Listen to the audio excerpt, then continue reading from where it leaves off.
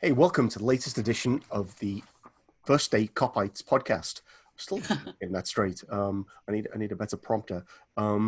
This week we're delighted to be joined again by Daz from Baltimore and Ben from Des Moines. Again, love the scarf, very helpful. Remind me, prompt me. And this week we're joined as well by an old friend of ours, Lingerr from San Francisco. So we're kind of really spread out across the country. And then there's Sean and I. And just a couple of things up front in terms of announcements related to kind of the Delaware Supporters Club. We want to thank the Anfield Wrap very much for the poster that's behind me, which you might have seen on Twitter. Delaware Reds, it's good to be first. And simple explanation is Delaware is the first state, and in the early 2000s, the tourist board decided it's good to be first would be a really good kind of tourist slogan, and putting that together with being first seemed like a really good time to put that on a poster somewhere. Maybe even coming in a T-shirt soon. We'll see about that. Okay. That's awesome. Thank you. So if you are listening or watching for the first time, please subscribe on whatever platform.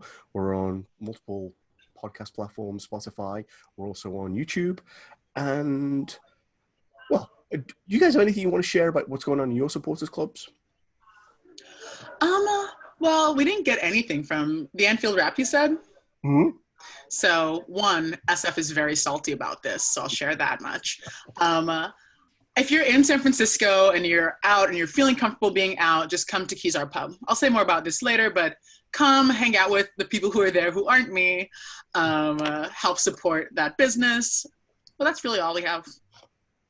Cool. Well, we've pretty much gone outdoors now because Baltimore they've closed up shop. Apparently they had a positive COVID test, so they've closed up shop until such time as they can guarantee everyone's safety, which I thought was incredible. Safety first, but we've also been watching outdoor. We purchased a couple of 75-inch televisions, and we have them up on a platform at Key, which is a brewing company. It's a local brewing company. We became very close to them, and so they've given us a space. They actually made a beer for us last season, which we called Corner Taken Quickly. Amazing. Yeah. So they've really been wonderful. Apparently yesterday, I haven't been out of the house much since the pandemic broke, but apparently they had like a nice little a costume party / competition yesterday, and the winner won a 3D printed trophy, Champions League trophy. Nice. So we're still trying to keep all of our guys engaged. Obviously, it's different times, but we still have a fairly decent amount of support that comes out in socially distanced, masked up, the usual. So it is awesome. And it's nice to see that people can still get together around the Reds and enjoy themselves. For sure. Yeah, nice. So Ben, what's going on in Des Moines? So we are still getting together at the bar, the Royal Mile, downtown in Des Moines. We had the upstairs there, though pre-COVID, we would have between 40 and 50 people there. And I think for the last match we had 9 or 10. And so we can socially distance. We are doing a raffle to donate money to, and I actually have this noted here. It's the Genesis Youth Foundation, which is a foundation dedicated to helping refugee families in Des Moines. Love it. There are a lot of refugees in Des Moines. It's not a place that you would think that there was a lot of refugees, but we had actually a state agency for many years to bring refugees. So there are a lot, and it focuses on using football to welcome refugee kids. So we're raffling off a new Nike shirt and some other things to raise money for that group. But given the COVID, we're also doing a Zoom meeting for you to cash in your raffle ticket for the match. Nice. Do you want to share the link to that? Yeah, if I could I send it to you after a bit? Oh, absolutely. Yeah. Well, so what I'll do is I'll put it in the notes after when we publish. Yeah. Yeah, and it's a good deal. I think you get 20 raffle tickets or 8 raffle tickets for $20. So can you buy from afar? Or do you have to I think just as long as you're in the Zoom meeting, you might have to watch us drink beer to win. Sounds you have to drink a beer yourself. Yeah. Well, maybe not. I don't know. Yeah. Maybe we'll make the time. Okay. Actually, just probably worth saying that we, just like you, we've been watching Catherine Rooney's, but up till now, they've been having things out on the street. And clearly, as it gets colder, that's going to be less and less likely an option. But we did have about 25 people yesterday, all told, which was really the biggest crowd we've had since the whole thing started. And the people were definitely separated, and it was actually a pretty good experience, apart from maybe the first 15 minutes of the game. But the experience of being with the people was good. Okay. So one of the things that I think really did want to talk about is not just your viewing experience, but there was a theme that sort of emerged in a couple of things I've been seeing this week. Like, one of our supporters was buying new shirts, and he was asking, should he get all the badges, or is that not cool? Like, should he get the FIFA badge? And I saw a guy who I had no idea who he was, but Rahul Kohli, who I'm sure someone who's listening will know. My daughter tells me he's in iZombie, and he talked about the further away he was from the UK, the more stuff he wore, and the more obnoxious he got about how he looked. He was actually on this show wearing the Nike shirt, although he didn't have the FIFA patch. I did go notice that. So I kind of wonder, what's your thoughts, what's your theories about what to wear, and please feel free to touch on why people in Liverpool don't seem to buy kits, or at least those who go to the games. So I'll start with Lingerr as our latest guest. Sure. I think it was interesting. I definitely have noticed, apart from the fact that I was also in Liverpool for the parade and stuff like that, so a lot of red then. I have noticed that generally people don't wear kits as much. In all honesty, I personally don't care that much. So whenever I'm in England or Gambia or California, I don't really care. I just wear the kits around. And I've definitely been teased at a few pubs, but I also, once again, I don't really care. It is interesting. I think there's something about a kind of proximity that fans who are here build for themselves to the team by wearing more stuff or collecting more stuff. And for people in Liverpool, I don't think it's as almost necessary because they're just there, right? You just are with Liverpool FC if you're in Liverpool FC. Whereas for me, I just have so much, as you can tell, that's only a little bit about my Liverpool stuff. And part of that's just continuing to make sure I can feel connected to the team, to the other fans, etc., even though I'm not almost ever in actual Liverpool. What about the rest of you? What do you think? I would say that I agree with you. I think that, for people listening in the U.S., for instance, you think about if you go to a college town, you may not see a bunch of that team stuff plastered about in that town. But if you are in that state and you're somewhere further away, I think it's more likely to see, say, like a Hawkeye mailbox or flag out than you would, say, in Iowa City. And so I think get it all, get the badges. I remember times there was plenty of years you couldn't get the Champions League badges, and because we weren't in the Champions League. So get them. Remember that we're there. I like that argument. So I tend to be a bit more Orlos about it. I think when I was a kid, parents bought jerseys for kids, and I think that I won't speak for Scousers in general, but I think that's kind of the prevailing sentiment. It's probably got something to do with what Lingerr is saying as well. It's if you're there, you don't, and Ben too, if you're there, you don't feel the need to show your affiliation. But it's a markation. That's basically you're stipulating. You run your flag up, your colors up the flag or up there the mast, wearing a jersey. I had a toffee mate, God rest his soul, he just passed away, Jacob. And he's from Liverpool.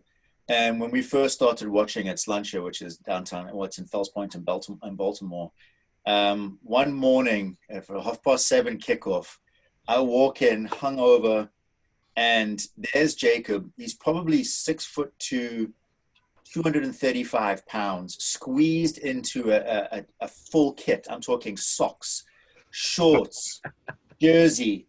I almost turned around and walked out. It was just too much. And he just looked at me. He's like, all right, mate. And I was like, "That's you went full kit wanker for a 7:30 kick?"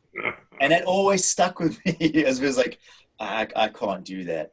So the last jersey that I bought was actually, it was one of those like pressure sales. Like I just ran out and bought it because I saw it was the last one in the shop. It was a J&B Sports. and it was the long sleeve gray checker jersey, the one that Fernando Torres used to wear. That was the last one that I bought, and I still have it, but it's a knockoff, so all of the Carlsberg stuff is falling off the front. But to your guys' point, like it's up to you. Like I'm not there to really judge unless you do go full kit wanker, then you get my full judgment. But if just enjoy yourself, man. And if you're gonna get the jersey, you might as well get it all the accoutrement and the trappings that go with it. Mm-hmm. If you can afford it, of course. Like Nike now is just dropping all kinds of like digits in front of the comma now, so it's.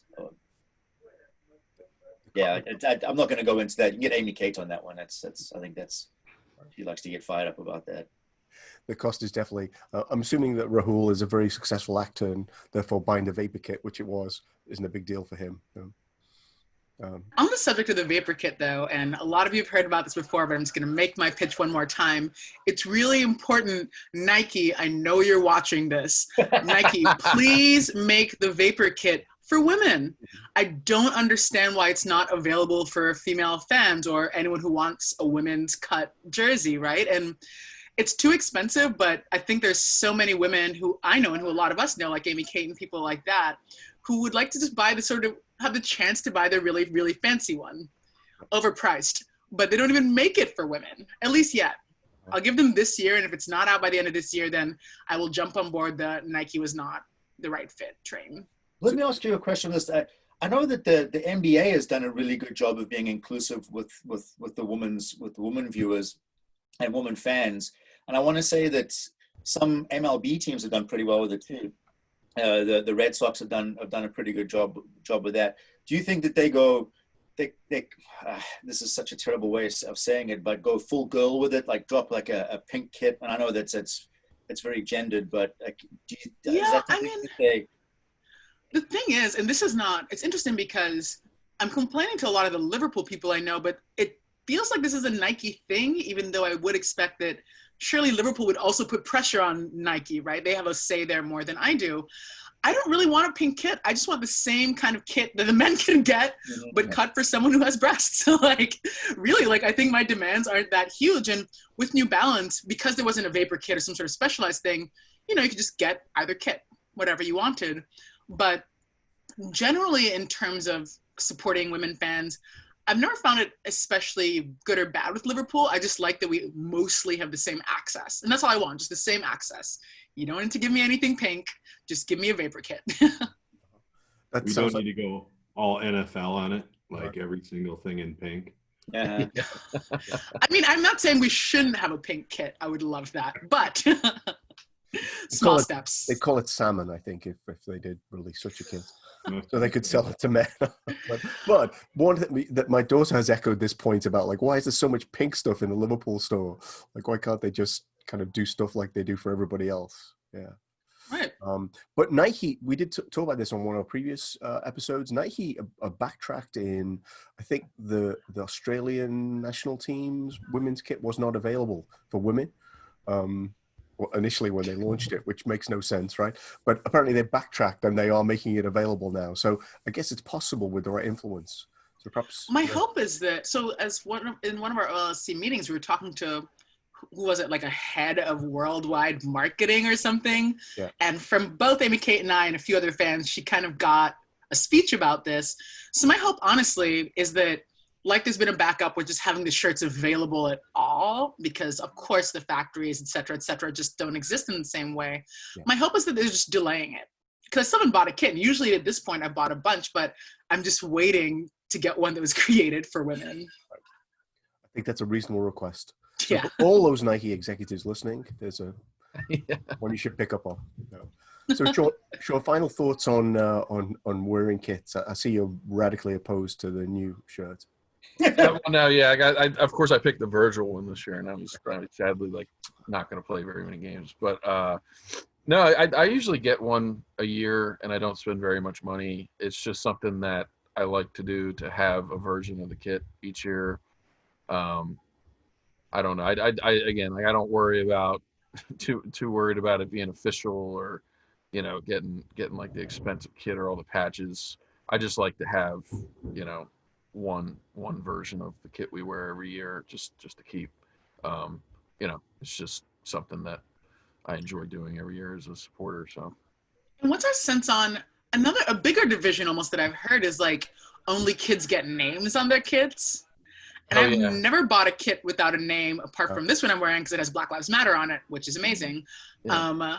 But what's our sense on that? All of mine have names on them. I have 2 that don't have names, and then I have a bunch that do have names. It just kind of varies for me, like depending on what I'm in the mood for, I guess, at the time, and how I get it. Sometimes they're gifts, Sure. But I think get the name. I mean, it's a bit of a gamble, but what if you got a Bulls jersey in the 90s and you could have put Jordan on and you didn't? I mean, you're going to feel like the biggest horse's ass, right? Yeah.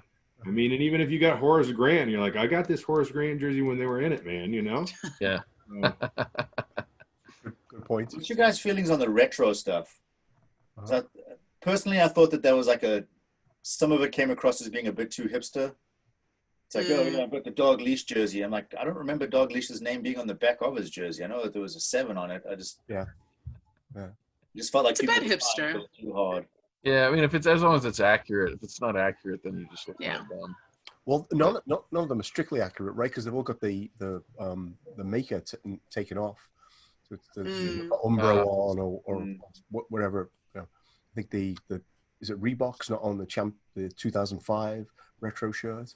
So I think for me personally, it feels a bit weird to get a kit from a time when I didn't watch Liverpool, which is weird. I mean, I think if someone does, I don't judge them at all. But I just know that the earliest kit I can probably get is thankfully one of the most amazing ones, right? The 2005, 2006, like Carlsberg, the red Istanbul kit.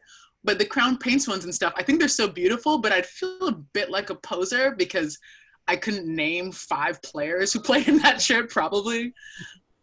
I don't have any retro kits. I mean, when I see them, I kind of enjoy them, but I don't know that I would ever buy one. Yeah. I think that if there was like a really unique one, like for instance, I got a baby blue Kirby bucket one that would have been like from when I was 6 years old. But it's just so hot, it's got the hands over the river, and so I think if it's really cool, I think it's awesome. But the red one, I'm not so sure. You know what I'd love to see us do? Just to you said we're going to have tangents. I think I'm taking the hard tangent here. Well, we may have to come back from the tangent though if it goes too far. No. Just your thoughts on allowing like some of the fan art or the fan generated jerseys are just on point. Yeah. And some of them are incredible, and I'd love to see one year Nike say, "Okay, designers, you can take your teal and your Toxic Thunder and your Road Cone Orange and just sit down for a second and let someone else, like a fan, have a swing at it, because some of them are awesome." What Ben said earlier about being further away, and I remember being in college at University of Maryland, like those are my favorite, like just the T-shirts that some group made on campus or something like that about this year's homecoming opponent, like whatever it was. And that was the cool thing to have, and like you'd wear around. So I'd love to see that, and I've seen a lot of those shirts that you're talking about, Des. Yeah, they're great. It would be great to see those promoted a little bit. And it's fun, like make it like you win like $500,000 or something like that. Because honestly, almost all of the concept art that I saw for the new kits, the rumors and stuff, almost all of them to me were better than what we ended up with. And all of the current kits have grown on me because I've seen our players in them, and it's hard not to love stuff apart from the Space Invaders. I'll never forgive that. But just make it cool. Like I saw so much cool like black kits and gold kits, and like I loved them. I totally agree that Nike should just like, it'd be fun. It'd be a cool competition as well. Yeah. So just kind of round this back, we talked about numbers. I think we were saying are okay. Did we land on that? Retro kits, if you know who the people were or they have some symbolism, we're okay with that. If you can pass the test. All right, yeah. Actually, it's interesting. My daughter has the Istanbul shirt, and because she was born a month after we won the 2005 Champions League. Oh, it's amazing. I think it's entirely legit, right? So, yeah. No problem. Yeah. And we talked about this before. Part of it is rubbing it in the nose of my son, who was born in 2007. when we obviously reached the final but didn't win. Is that Filippo Inzaghi? Yeah. Deflected goal. Yeah. If you remember it. Probably played a lot better than we did in 2005, actually. That's maybe for another day. So good stuff. Yeah. I tend to think, final thought actually that I have is about the numbers. I mean, I think because like, does anyone buy like an NFL shirt or a hockey shirt or without numbers? I don't. No. So I think it's much more, I think, like what people would do here. And it took me a long time to get into it. I probably didn't have my first shirt with numbers on until about 5 years ago. Because obviously I, had a lot of history to deal with in terms of my Liverpool connections. I'm going to move us on. I'm going to talk about the actual football. So we had 2 games this week. By some accounts, 2 miserable performances, but 2 wins. We beat Midtjylland 2-0 in the Champions League to be top of the group. We beat West Ham United yesterday, so we're recording this on a Sunday, by 2-1 to be top of the league. And I think no one can pass us this weekend. So considering we're playing so badly, we're actually not doing badly in terms of where we're sitting. So let's kind of go around. We'll talk, if you want to talk about the Midtjylland game. Why don't we start with the Midtjylland game? Impressions, thoughts, takeaways. Again, we'll start with Lingerr. Sure. My answer will be shortest because I was teaching the whole time. So all I've done is look up what happened and watch the videos of our goals. But I mean, my summary for both games is just Diogo Jota, what a signing. I can't believe it. Unbelievable. And then I am moving to the Premier League game a little bit because that's the one that I did watch. Mm-hmm. I mean, I don't think we're playing our best, but like you said, we're sitting top of all of our tables. We're winning these games without a lot of the players who, without at least some of the players we really would depend on in moments like this. So I get the complaints, and I know this is a 2020 anxiety and an internet thing, but I wish the complaints could abate a little bit sometimes when really, like, right now, we're the best team in England, despite being so terrible. So sometimes I think we could just enjoy it a bit more. I couldn't agree more. I think, well, we'll go on to talk about this. Thoughts about Midtjylland. I should have checked if everyone else saw the game. Did everyone else see the game? Mm-hmm. Yeah. So Ben, what were your thoughts about that one? So I guess my thought about Midtjylland, when you have Fabinho go out with a hamstring and everybody craps their pants, is I think about FIFA career mode and how it's so unrealistic how you can scout all these great players and a player gets hurt and you put them in and you've got all these players that are going to be the next Lionel Messi. But as you were talking about how everybody is thinking it's the end of the world, I mean, we're doing one better than FIFA career mode. I mean, what other team could see Virgil go out, Fabinho go out, put in someone like Reece Williams, put in somebody like Nat Phillips, still have Kumetio, still have Vandenberg. I mean,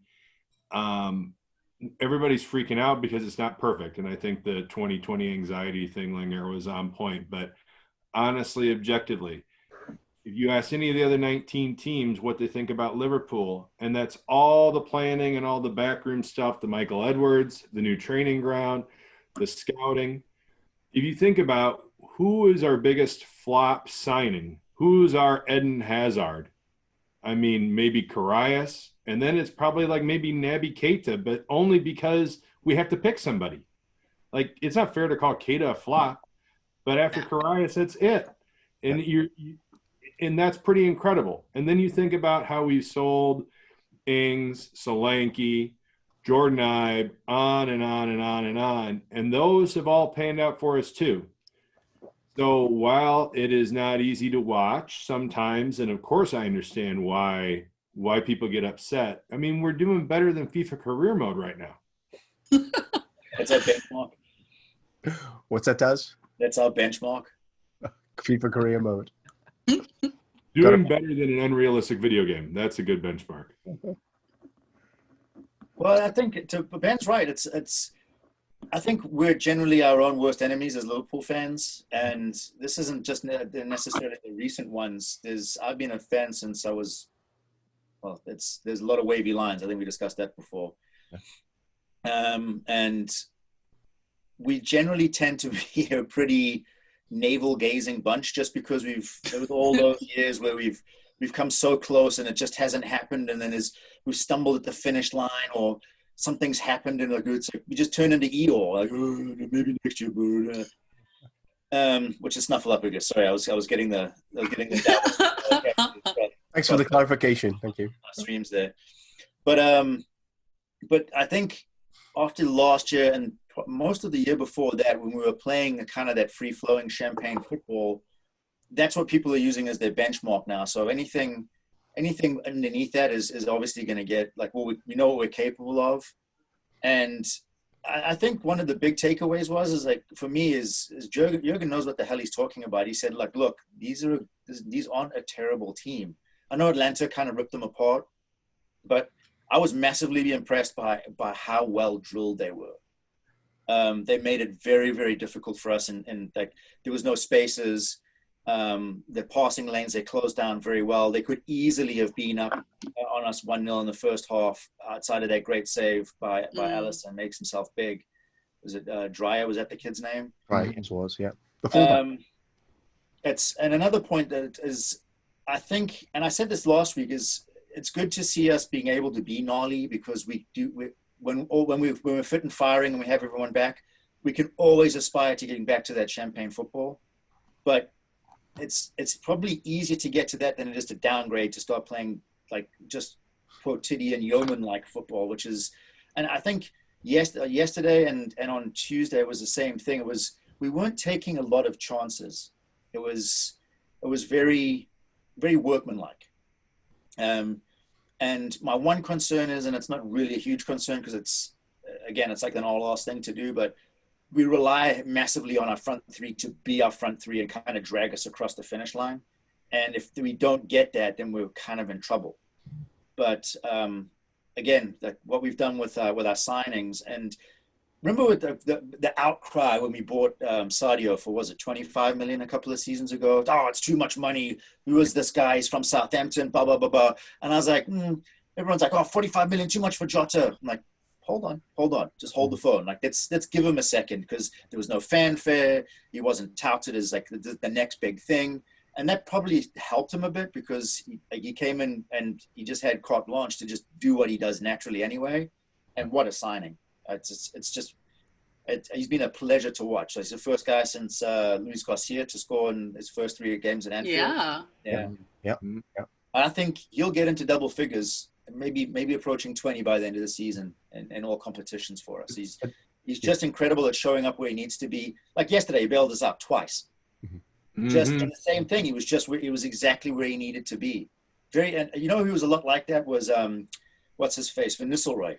Like, he wasn't flash. He wasn't like, you probably couldn't pick him out of a lineup, but the guy could finish from it. Like, he was just always in the right place at the right time.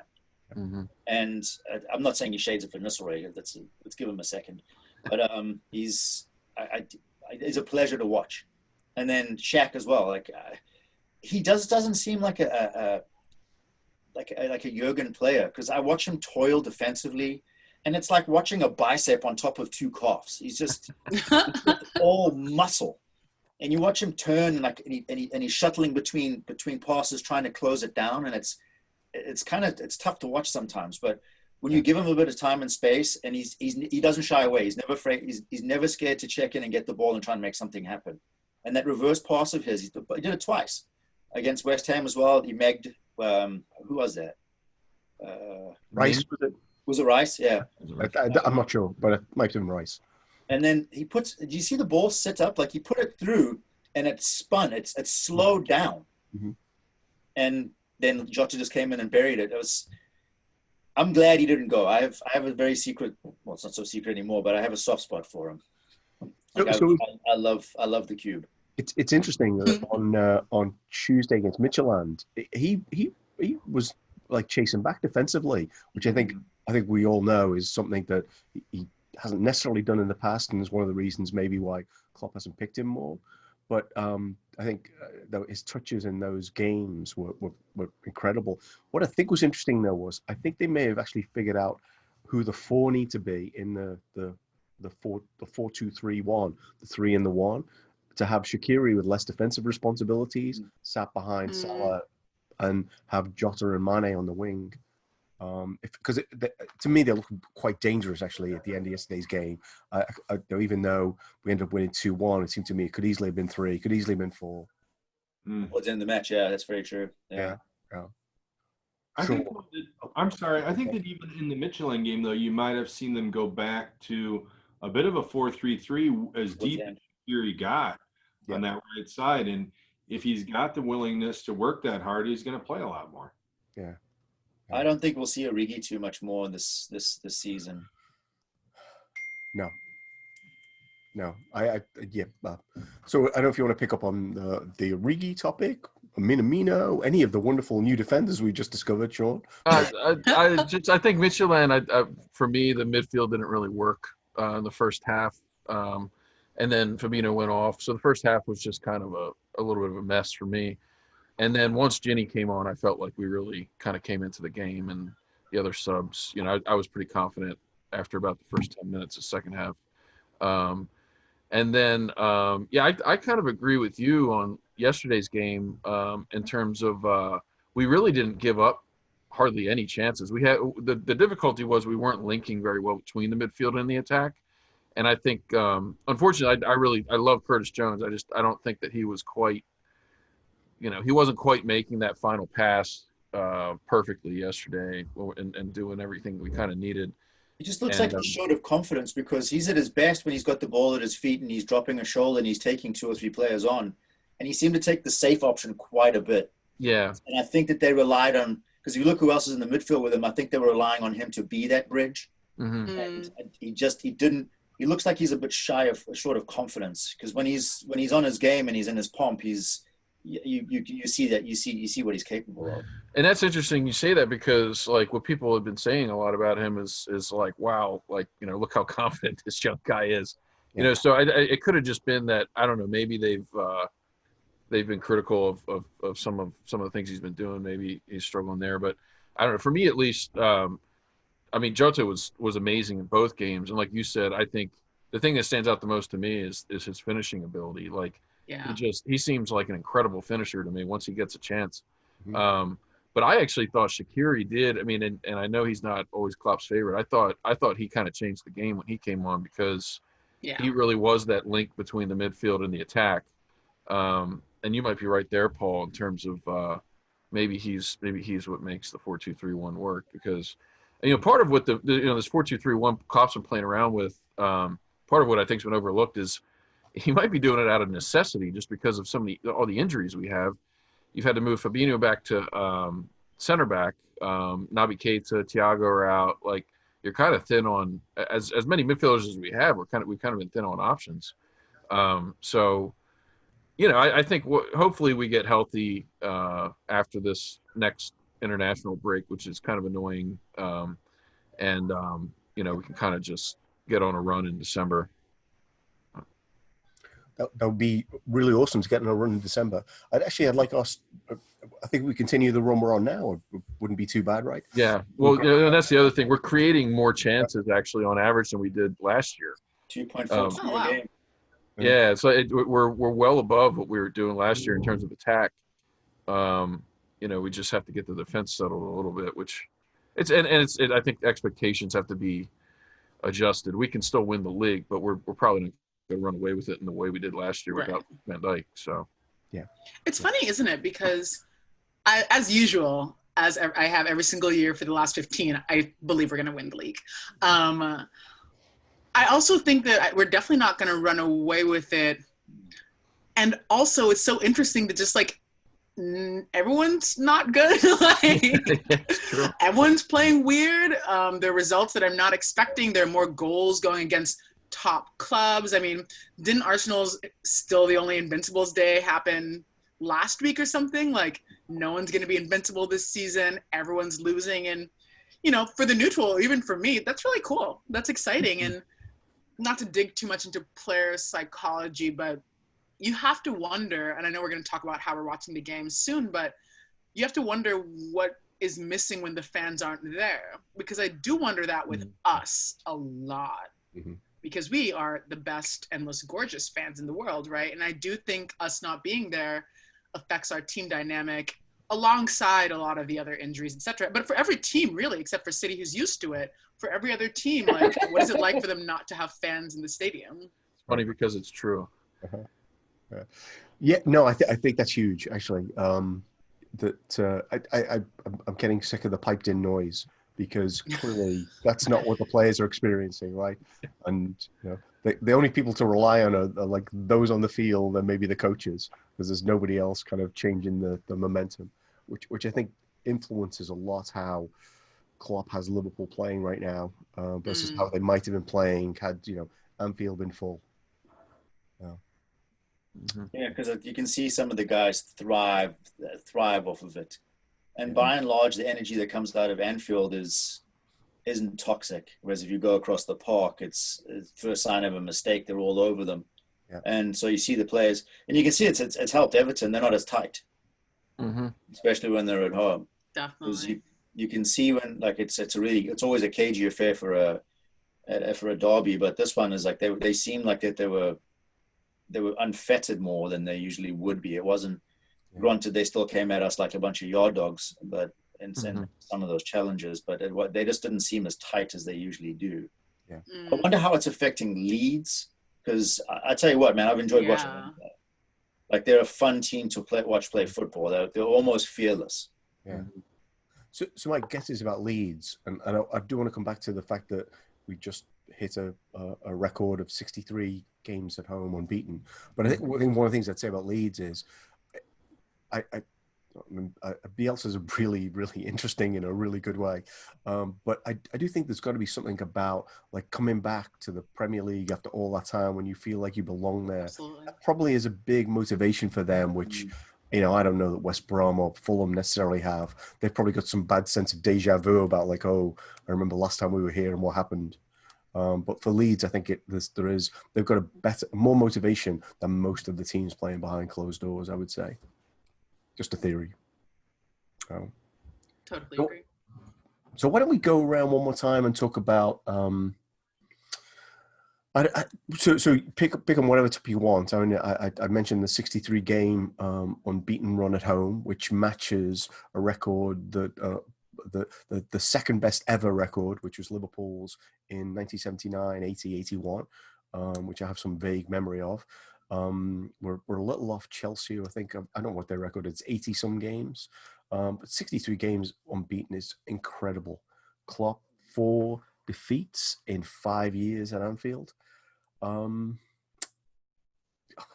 do you make of it? I mean, how long can it continue? It seems ridiculous.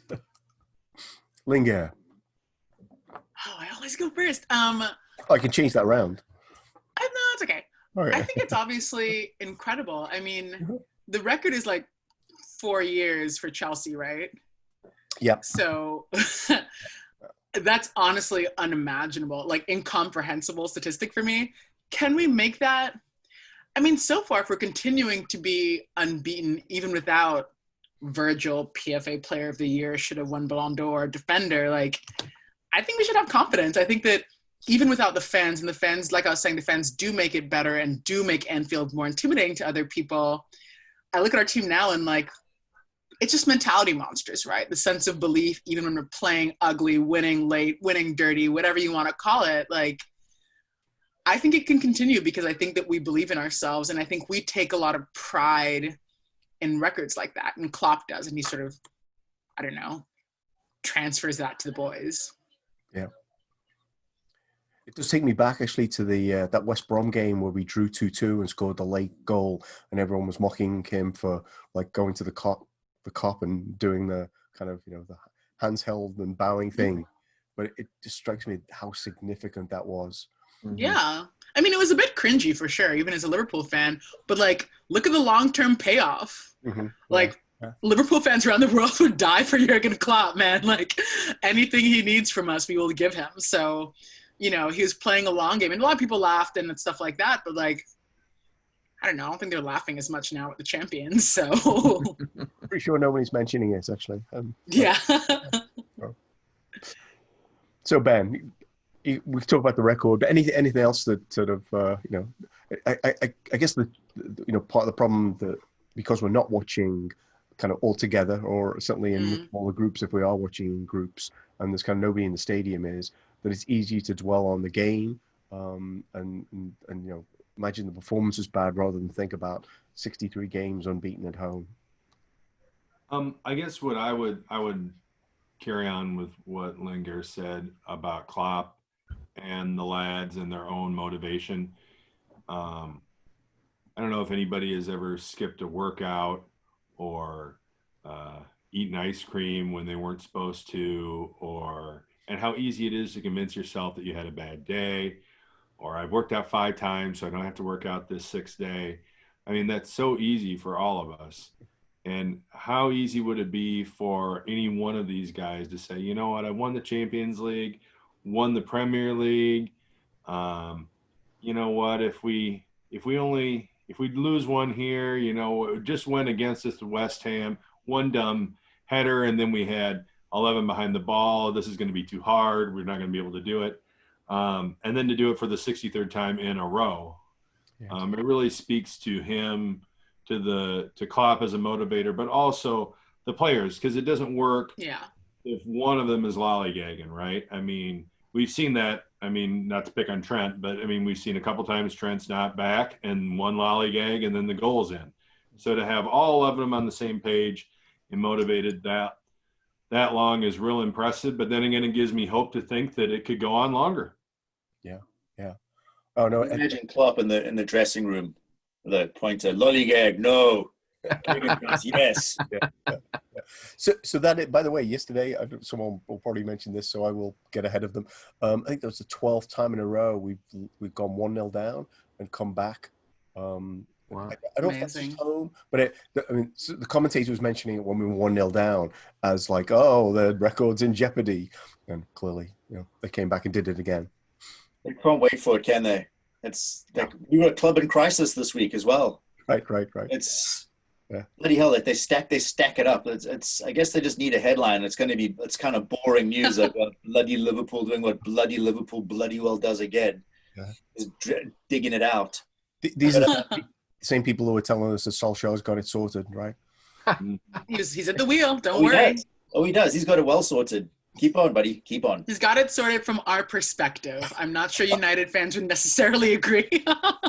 This is a tangent, but my biggest fear is that 15th in the league after 7 games or whatever. That's people get sacked for stuff like that. But he's a master of mediocrity. I mean, they won 5-0 in the Champions League. You can't sack the guy that won 5-0, even if right. I agree. They shouldn't sack him. Yeah. It's the Roy Hodgson effect. Yeah. He says what he needs to say in a press conference, and then like kind of coast on a couple of. Well, they just beat PSG too. Yeah, that's got to count for something. Absolutely, don't sack him. So he's got like little chips that he moves from one jar to another and then back again. So yeah, long may it continue. But in terms of us, I think there's so much to be excited about. Obviously, Virgil was a bit of a kick in the proverbial teeth, but like it's really has become next man up. And look, I don't think there was a single one of us sitting here or probably out there that was excited to see Nat Phillips lace up the boots and get his debut. Look, to be honest, I don't think that he necessarily deserved the man of the match. It was a nice gesture because it was his inaugural match, and he did what he was there to do, was basically nod and clog everything away that came in his general direction. And if that's what we need for right now, that's what we use. Okay, but it's again to what Lingerr and Ben were both saying. It's just kind of like next man up at this point. And granted, we have way more weapons in our arsenal than we did 5 years ago. Yeah, we have weapons in our arsenal. We also have we've talked a lot about Klopp, of course, but just leadership on the pitch. Mm-hmm. The one nice thing about not having the fans and ignoring the fan sound is just listening to Hendo curse out individual players all day long.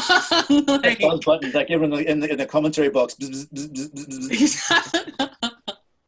Exactly. So I think when we see moments, for example, like Trent, like you know that someone is going to be like really letting him have it on the pitch. So we're there to pick up each other's slack in very important ways. I know it's been said, but it bears repeating that you cannot understate the importance of Jordan Henderson on a pitch. And Definitely. Sadly, he's getting to the point now with injuries and age. He's not necessarily going to be the top of his game, but he can still do a job. But who are they going to replace him with? Mm-hmm. It's as much as I love Virgil, he just doesn't seem to have the same presence. I know that he's a natural leader, but he just doesn't seem to have the je ne sais quoi, if you will, that Henderson has. Maybe he just doesn't swear as well. I don't know, but and it's just like, it's such a different style. Like, I mean, once in a while when you hear, I think it was a game last season where we were winning, and at some point you hear Virgil just screaming up the pitch like, "You're getting effing lazy, boys," and all of the forwards who look back like, "What? We've scored like 3 goals." So I think it's a different leadership style. And the question is not even like what's better or worse. It's just what do we need? And I think our current team needs the Hendo leadership style.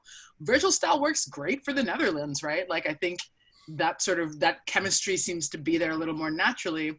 And thankfully, I don't think when he's captain, we rely on him as much as we do on Hendo, and just everyone else kind of steps up a little bit more. But I totally agree that, I mean, Hendo's not our best player. He really isn't. Like, just looking at his skills, really no. But it's hard when he's so irreplaceable. Yeah. I'm sure Taki Minamino would have preferred not to have him on the field on Tuesday based on what I read after the game. Because apparently he was the target of a lot of Hendo comments. So let's wrap up the look back. Sean, what's your thoughts about long view, 63 games unbeaten, short view? No, these games we're winning are easy. Yeah. I think it just goes back to the mentality monsters comment. The thing I've noticed the most, I think, since Virgil's been out is, for me, it's been noticeable how much Trent and Gomez have picked up their play. I think they've both been much, much better. And so it's kind of that next man up thing. You know, we needed him to step up, especially Joe. I felt like his play, his performance level had dropped off for a while, and I almost feel like immediately he stepped up. He almost looked better in that left center back role now. You know, it's interesting. You wonder if he's better there. You know, and then Reese Williams and Nat Phillips too. I mean, you got to give him credit. Like, you know, Reese was thrown in the middle of that game. I know it's Michelin, but they did everything they were asked to do, and you know, so I think it's just that kind of mentality that Klopp's brought to the club. You know, because, like, let's face it, it wasn't there before he got here. At least, in my view, there were just a number of years where you were just, you know, on pins and needles watching any game towards the end of a match that we were going to blow it somehow. And, like, you don't really have that same feeling anymore. I mentioned you, Paul, like, as soon as we brought on Jota and Shaq in the game yesterday, I was confident we were going to get that second. We were going to get the win. Like, Jota's going to score for sure. I had no doubts. And I'll just point out, like, for yesterday's game, I really thought that first goal, it was a fluke. You know, we've had so many things have gone against us this year. Not only the VAR decisions, but some of the goals that aren't VAR related that have been scored against us are just, like, highly unlikely to happen. You know, like Joe makes that header out, and it just so happens he hits it directly at the player, hits him in the chest, and then he hits a perfect shot off the post in the corner that Ali can't get to. That's not going to happen all that often, you know. And you know, some of the Leeds goals were like that, I felt. And it's not like we're defending great, but we're also, it's like we're performing like this without getting a whole lot of luck, really. So I think a lot of that has to do with the team's fight. Things go against them, and they've been able to come back anyway. So that's like the winning mentality, though, right? Winning becomes a habit. Yeah. So when you ask, like, how much longer are we going to be able to maintain this unbeaten streak at home? Yep. As long as that continues indefinitely, because it's kind of like a confluence of different things. Like, a team's coming to Liverpool, and they're like, if we get out of here with a point, we're excited about that, because we've turned it into a fortress, even without their crowds and the cauldron effect of the noise of of the fans. It's like they come in there as like, Jesus Christ, there's 63 games these guys haven't been beaten here. Yeah. Mm-hmm. So it's almost like our 12th and 13th man. And so it'll either take a massive swoon on like a collective swoon on our behalf, or someone that just comes in there and throws absolute caution to the wind and can potentially walk out of there with a 1-0 win or a 5-0 loss to do that. And I don't even think City's capable of it, not at Anfield. So, by the way, I think I'm right in saying there's no home games, obviously, in the next couple of weeks. Next game at home is Leicester. I believe that Leicester were the team that actually ended the 1980s team's 63 run record. So, I don't want to get ahead of ourselves, but in terms of saying how long will this last? Because anyway, I think didn't we end Chelsea's 80 whatever game? I should have this. I think it was Liverpool. Ring a bell. Yeah. So, gonna kind of let's look forward. Not got much time left. So, what obviously this upcoming week, some challenges. Atalanta look a really dangerous team to play. They do a lot of pressing. They could exhaust most teams they play. They're second in the table in our Champions League group. And then next Sunday we play City. City, who have managed to win, I think their last 2 league games 1-0, which concerned me greatly, despite people talking about like lousy performances. Like good teams win games 1-0, and they were not doing that last year. So I can start with you, Lingerr, or you can point to somebody else. But looking ahead, what's your hopes, dreams, and maybe what do you expect? My anxiety is the same as Klopp's, maybe Lampard, maybe some of the other managers as well. It's just so many games, and we have injuries to such important players, and like against a quick team or against a team that sometimes I don't really care how City's been doing, because they're going to come at us different, right? It's just going to be a different game, ignoring where both teams have been recently. It's just that some of our players just sometimes look tired, and I think that's why it's so incredible that we can put on a Jota, put on a Shaqiri after 70 minutes or something like that. But I'm getting a bit anxious about how many games we have. I mean, we have an international break soon-ish, but like it's been so many games, so I'm a bit worried about that. I confidently expect us to smash City. I always do. Like, I'm sometimes wrong, I'm sometimes correct, but looking at us right now and just knowing who we are as a team, I think we're going to smash them. I expect us to beat Atalanta. We'll see if we smash them. I'm also curious. I guess my curiosity is also, there's so many rumblings about like Jota should now be starting instead of Bobby. I'm curious to what all of you think about that. I don't think I'm quite there yet. And I would also say that it is fair at this point to have, even though he has scored for us recently, Bobby be a bit of a question mark. I think he should always start, though, because Jota's been such a super sub, of course. But I am wondering, I'm just wondering how you're all feeling about Bobby versus Jota. They actually can play together, but still. Wow, that's a big question. Just to say before we turn it over to Ben and Daz, we had was it Simon Brundish who shared the stats with us about Firmino?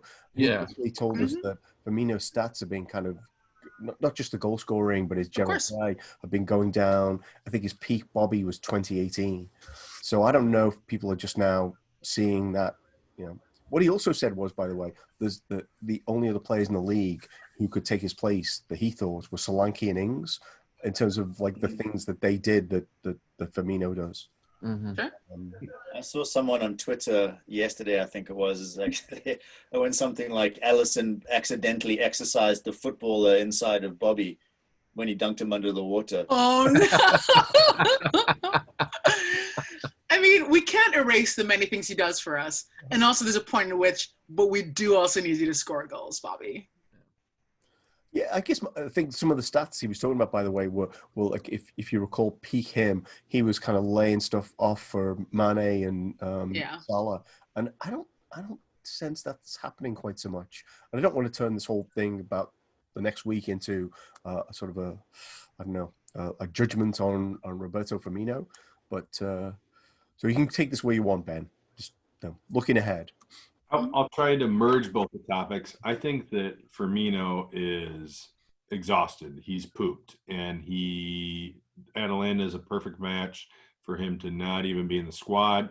I think that Klopp has, maybe as early as yesterday or as recently as yesterday, kept Thiago off the squad to not tempt himself to put him in. And I think as much as we asked Firmino to do, he can't play every match. I guess I slightly disagree that we won't see Origi again, because I think we'll see him on election day. I think we'll see him on Tuesday, because I think Oh my God, don't mention election day. I'm trying to be relaxed and talk about Liverpool. so. Get out and vote if you're watching. Yeah. Please vote. But I think it's a League Cup side for Atalanta. I mean, if we were in Bayern's group, would we be happy to get 1 point, play for 1 point away when we've already got 6 banked? Of course. We're going to play the strongest side we can against City. This is our toughest match in the group. There's no sense in wasting players and having them totally out of gas for the City match. If we get a point, or even if we don't get a point against Atalanta, not the end of the world. Come back to Anfield, play there, get 3 then, and we're still great. Works for me. Daz. I think Atalanta will probably see a bunch. He'll ring in the changes, because I know that the Anfield Rap guys use this expression a lot, but it's like a free hit, because we have the 6 points. So even if we get kind of tonked, maybe 3 or 4-0, I don't think it'll knock any of our players' sensibilities back, especially if he's playing a lot of the kids, or he's playing guys that don't get a lot of, not kids necessarily, but guys that aren't getting a lot of time. Klopp has been incredibly brave, but also it's a testament to just how much he believes in his guys, because to your point when you were talking about Thiago, like, I would have loved to have seen him unboxed against West Ham, just simply because you knew exactly what you're going to get from West Ham. It was going to be a couple of banks of players, and they were going to clog the midfield. So to have him in there to potentially unlock defenses would have been perfect, but it's not worth it. The same with Matip. I don't think he'll chance Matip on Tuesday. I think that I'd like to see Tsimikas, but I'm not sure if he's even fit. Don't think he is. I haven't read anything about him, so I'm not sure if like COVID really knocked him on his ass, or if it's like a bunch of different stuff together. But yeah. I wouldn't mind seeing both of our guys sat for that. Put like the twin Williamses in the back with Tsimikas on the other side. You probably will have to have a couple of senior pros in there somewhere just to anchor it. So maybe a Milner, maybe a Joe Gomez. I definitely leave Allison in, because you can't tug them all. Yeah. I wouldn't be surprised to see him try that 4-2-3-1 again, simply because one of the things that I wanted to mention this earlier, so I'll be quick about it, is that 4-2-3-1. I think because our 4-3-3 is so rigid, everybody knows exactly what they need to do and where they're supposed to be. When you had like kind of that floating 3, they were stepping on each other's toes. So it was almost like a lack of a positional discipline, because it's supposed to be fluid, or they gave them license to do it. And I think that they kind of lost their way a little bit, because they're so used to the rigidity of that 4-3-3. Right. As for Bobby, I don't know what's happened to him. There's been a couple of times I've been yelling at him on my little handheld device, because at my house I'm not allowed to watch my own television. I'm just like, put your laces through it, welly it, son. Like, take a dig. But he wants to try and let little dink pass inside, and it gets cut out, or someone gets a toe on it and it doesn't make it. Just have a dig. It's almost like he just needs to believe in himself again. And I don't know if it's the press is like, oh, it's such a beautiful ball from him. He's so good at putting people through. Just be selfish. You're still a number 9, whether false or not. Just have a dig, son. Start citing yourself again. I don't think Jota's there yet. And he wouldn't sweep in as a false 9. I don't think he'd be good in that position. So you'll probably find that Salah will step in there, and then you'll have Jota and Sadio on either side of him. Yeah. But I think against City, I'm looking forward to that match. I really am, because I think that you'll see Matip back. You'll see Thiago in there, and Thiago loves a bit of a big game. You can tell he's a guy that's got giant bollocks. He's got big oozing confidence. oozing confidence every step he takes. I hope you're right. He can walk with balls that big. I hope you're right about the availability of those two guys, Matip and Tiago. So, Sean, wrapping up, looking ahead next week. Yeah, just to wrap up on the Bobby talk, I agree. I think his place dropped off a little bit, but at the same time, like we said before, we're creating more chances than we did last year. And, you know, I'm not intelligent enough to know all the things he does in our system, but I wouldn't want to throw that off too much. And I also think that it seems like Taki, well, I think he's looked pretty good when he's come in. It seems like he is not kicked on quite as quickly as the club probably had hoped, because I think the plan was for him to sort of rotate more with Bobby, and that hasn't happened yet for whatever reason. So I would hope to see that sooner rather than later to give Bobby a little bit of a rest. Looking ahead, I'm more concerned with Atalanta than I was with Ajax. I feel like they're the more dangerous team in our group. So that game kind of concerns me. I'm not sure what the rotation will be, but I really, really hope that Thiago gets back in the lineup, because I feel like he's just going to be a total game changer, not only going forward, but also protecting our defense, because he's just one of those players that is so extremely intelligent. He can read the game, and he knows where to be, how to pick up those loose balls, and he's just such a dynamic player. We're really going to need him this year, so I hope he gets back sooner rather than later. And I think both games are going to be really tough. There's going to be some rotation needed, but I can't tell you exactly what that's going to look like. But I hope we get a result in both of them. So there is definitely a school of thought that the City game's probably the most important in the first half of the season. If we won all our Champions League games, we would not have to worry about the last two. So why not give up on this one, or at least put less emphasis on this, given we're going to play Ajax and Atalanta at home and Midtjylland away. So we're going to close. We should be a bit wary, right? Because, like I was saying, like, this idea of a top six feels increasingly debunked this season. So of course the City game is the one I have the most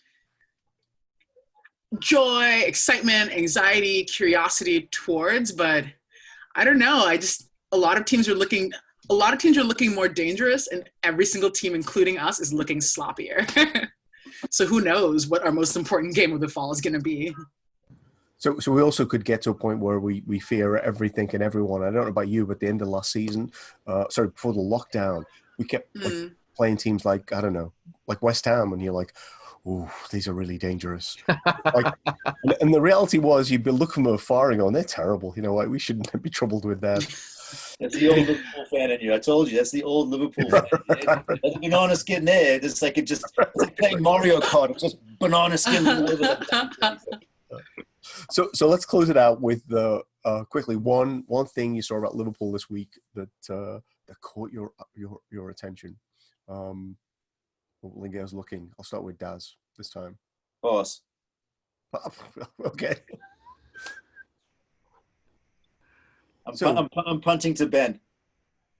Okay, so it's no coincidence that our history of football and our ability to have podcasts about football comes in the post-war era and the rise of democracy around the world. I'm an attorney, and I pick juries in the U.S. I think we're the only country that still has citizen juries. And when I pick juries, the first thing I tell them is that this and voting are your two opportunities to be directly involved in democracy. And so I'm going to give the opposite speech to the listeners today. This and serving on a jury are your two opportunities to be directly involved in a democracy.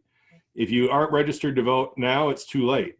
But you can hear this speech and know that you have not a right, but a duty to not only vote, but be an educated voter. So you have a year till the next school board, city council elections. Take time to read the paper, learn what policies and who you support, and vote every single time you can. Because if everybody abrogates their duty to go vote, then we don't have democracy anymore. And we might not have football anymore. The idea of sport is that we do sport instead of war. And the rise of democracy has, not coincidentally, decreased the likelihood of war. So do your duty, educate yourself, register, and go vote. I love it. Wow. Great. Wait, let me grab Jürgen. Yeah, vote. You got to listen to the video podcast now and watch it. Yeah. Exactly. I don't know anyone's gonna. Should we just end it there? Maybe we should. Yeah. There's one thing I do want to say. The one thing I would emphasize also specifically to our Delaware people is that don't say that your vote doesn't matter just because Delaware always goes for one party in the certain elections. Your local, as Ben just said, your local elections matter arguably, just as much, not more, to your daily life than a lot of those things. So educate yourself on the local elections. It's a big one. And I would say something that's maybe a bit less time sensitive, but always pertinent, which is like, first of all, and this is a bit tentative on my part perhaps, but shout out to Marcus Rashford for everything he's doing in England right now. Massive. And the club appreciates it. Klopp appreciates it. There've been so many arguments, but he's a United player. Who cares? So just as an individual, what are you doing to make the world around you better? And I think I said this last time I was on as well, right? Just how are you getting involved? How are you making a difference? And we hope it's through voting, but if you didn't vote, if you're not going to vote, just what else are you doing? And that's part of the club's mentality as well. So it is Liverpool specific to be invested in the world around you. So just continue or start to be invested in the world around you. Amen. Yep. So They had a punted. it took an interesting turn, not a bad one, but thank you, Ben. Thank you, Lingerr. We are going to close it now.